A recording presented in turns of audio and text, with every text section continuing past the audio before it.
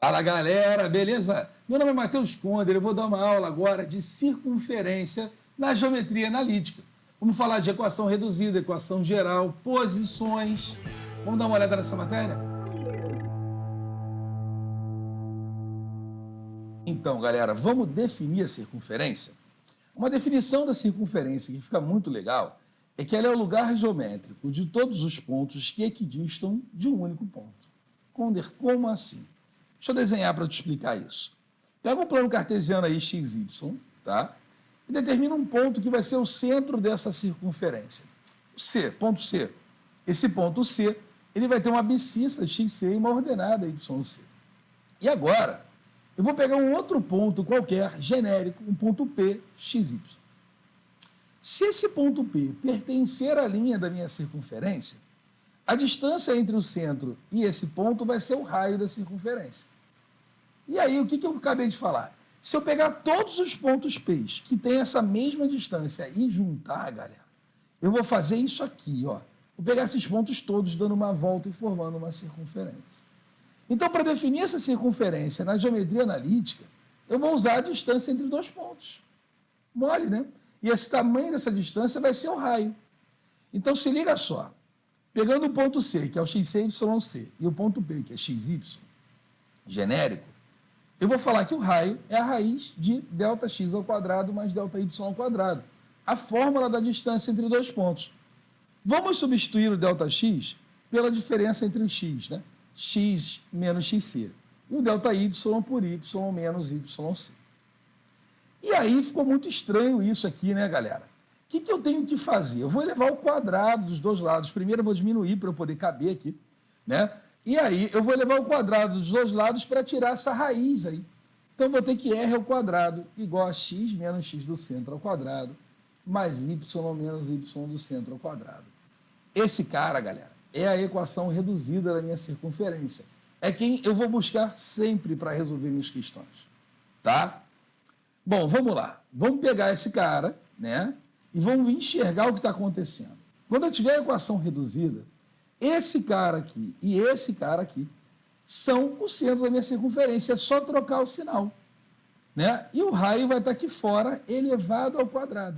Tudo bem? Então, com a equação reduzida, eu sempre vou ter o centro e o raio, cara. Vamos fazer uns exemplos para você entender. Olha aqui. X menos 5 ao quadrado mais y menos 7 ao quadrado igual a 25. Repara que na fórmula eu tenho menos xc e menos yc. Na fórmula eu vou trocar o sinal do centro. Isso quer dizer que o meu centro é mais 5 e mais 7. E o meu raio é a raiz de 25, que é 5. Outro exemplo, olha aqui.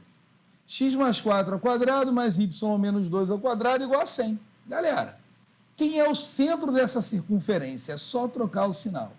Menos 4 e mais 2. E o raio é a raiz de 100, que dá 10. Quando ele se vier assim, ó, só com x ao quadrado mais y ao quadrado, é porque o x do centro e o y do centro é zero, né, cara? Então não preciso botar ali. Ele vai estar centrado na origem do plano cartesiano. E nem sempre o raio é um número bonitinho, 10, 5, né? Ele pode ser um número quebrado. Por exemplo, raiz de 8 é 2 raiz de 2. Show de bola? Tranquilo, então. Vamos falar agora da equação geral da circunferência. A equação geral da circunferência, ela segue a mesma ideia da equação geral da reta, é geral de um lado só. Então vamos abrir esses produtos notáveis aqui. Ó.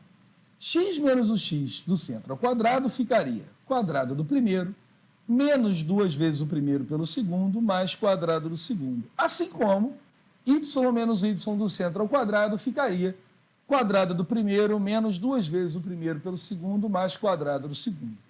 Para virar geral, basta pegar esse r ao quadrado e jogar para o outro lado, para ficar igual a zero. Essa é a equação geral da minha circunferência. Tá, Conder, mas para que serve isso? Para te perturbar, filho. Só para isso. Ele vai te dar a questão nesse formato da geral e você vai ter que trazer para a reduzida para poder definir o centro, o raio e resolver a questão que ele está te pedindo aí. Tá, Conder, mas como é que faz isso, cara? É tranquilo. Vamos fazer um exemplo aqui para você entender. X ao quadrado mais y ao quadrado menos 2x menos 4y menos 8 igual a zero. Equação geral da circunferência. Como é que eu sei que é da circunferência? Filho, o x ao quadrado e y ao quadrado tem o mesmo coeficiente. Está multiplicado pelo mesmo número, né? 1 e 1.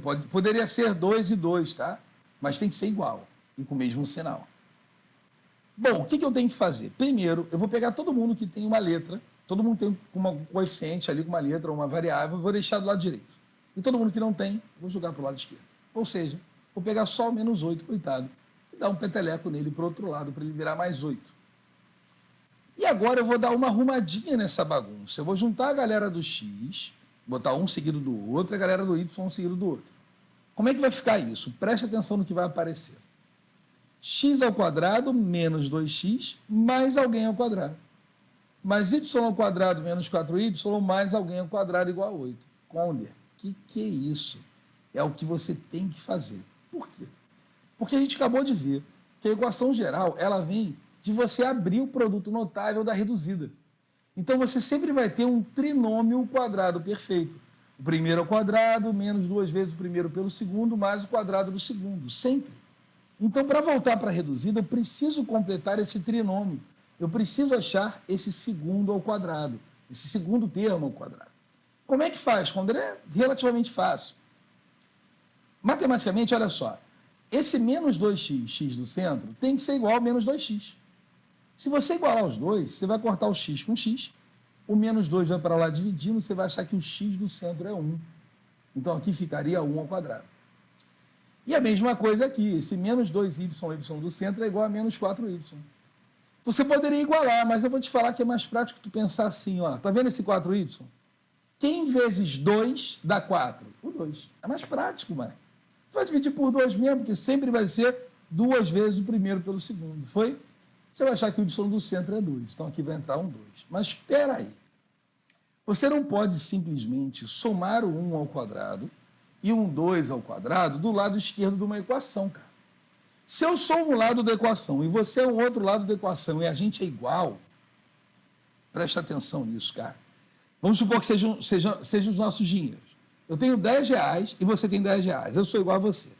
Aí vem alguém aqui e bota do lado direito da equação mais 2 reais. A gente não vai ser mais igual.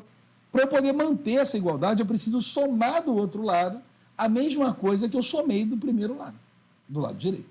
Então, eu não fiz aparecer aqui um 1 ao quadrado e um 2 ao quadrado. Eu preciso somar do lado direito 1 ao quadrado e 2 ao quadrado. Então, o segredo é esse. Você olha para o cara que está elevado a 1, né, o 2x. Quem vezes 2 dá 2? 1. Vai entrar 1 ao quadrado aqui, vai entrar 1 ao quadrado do outro lado. Quem vezes 2 dá 4? 2. Vai entrar um 2 ao quadrado aqui e vai entrar um 2 ao quadrado lá. Esse primeiro cara, ele vai ser x menos, porque aqui é menos 1 ao quadrado. E esse cara aqui vai ser y menos o 2 ao quadrado, igual a essa soma aqui. Se você fizer a conta, vai ficar x menos 1 ao quadrado mais y menos 2 ao quadrado igual a 13. Conclusão que eu chego depois de vir a reduzida, que o centro vai ser mais 1 e mais 2, e o raio é a raiz do 13, ou seja, raiz de 13. Conder, maneiro, maneiro. Deu para entender. Vamos falar agora de posição entre uma reta e uma circunferência. A gente aprendeu em Geometria Analítica 2 que a distância entre um ponto e uma reta seria a raiz, né? A raiz não, desculpa. O módulo de ax0 mais by0 mais c sobre raiz de a ao quadrado mais b ao quadrado. Se eu fizer a distância do centro do círculo até uma reta t qualquer, e essa distância for maior do que o raio, essa reta é externa, ela não vai encostar na tangente. Porém, se essa distância for exatamente igual ao raio, ela vai dar uma raladinha, né? Vai fazer uma tangente, vai tangenciar a minha circunferência. Então, para elas serem tangentes, essa distância tem que ser igual ao raio. Se a distância for menor que o raio, cara, é porque ela está atravessando a minha circunferência, ela recebe o nome de secante. Olha só, eu chamei de Rzinho e Rzão, pode ser R1 R2, tá? Para diferenciar duas circunferências. Se a distância entre o centro das circunferências for maior do que a soma dos raios, elas não se tocam e são externas umas às outras. Tá? Então, elas são chamadas de externas. Se eu for empurrar uma circunferência em direção à outra, até o momento em que uma encosta na outra, olha só que maneiro, cara. Quando ela encostava na outra, eu vou ter uma situação em que a distância entre os centros é a soma dos raios. E aí eu posso chamar esse cara de tangente externa. Elas são tangentes, se encostam uma única vez pelo lado de fora, tudo bem? Se eu continuar empurrando aquele círculo menor para dentro, eu vou chegar numa situação em que a distância é menor do que a soma. E aí elas são chamadas de secantes. Elas vão ter 2 pontos de contato ali. Continuando empurrando essa circunferência para dentro, vou ter uma situação em que ela vai entrar e ela vai tangenciar internamente a outra grandona. Nesse momento, eu tenho que a distância entre os centros é exatamente igual à diferença dos raios. Posso dar só mais uma empurradinha para ela desencostar, e aí eu vou ter uma situação em que a distância é menor que a diferença. E aí elas são chamadas de internas. Uma está dentro da outra, sem ser tangentes. E as internas têm um caso muito especial, que é quando essa distância é zero, quando elas compartilham do mesmo centro. Quando isso acontece, elas são chamadas de concêntricas. Galera, isso é muito importante. Por que é muito importante? Porque ele pode cair uma situação, uma questão que você vai ter aqui no vídeo de exercícios, em que ele vai falar que uma reta 2x mais b é tangente a uma circunferência dada. Quando você for igualar as duas equações, você vai cair numa equação de segundo grau para ter a resposta. E aí, quando você tiver essa equação de segundo grau, se essa equação de segundo grau tiver um delta positivo, ela vai ter 2 pontos de encontro, ela vai ser secante.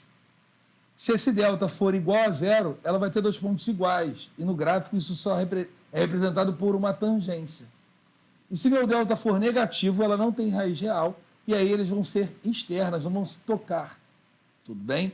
Então é muito importante que a gente saiba essas regras e saiba também o conteúdo de função do segundo grau, que já tem aqui no canal também para você dar uma olhada. Beleza? A gente vai ficar por aqui. Não se esquece de se inscrever no canal, compartilhar com os coleguinhas, comenta aqui embaixo para a gente poder ganhar um volume maior de inscritos. Um grande beijo.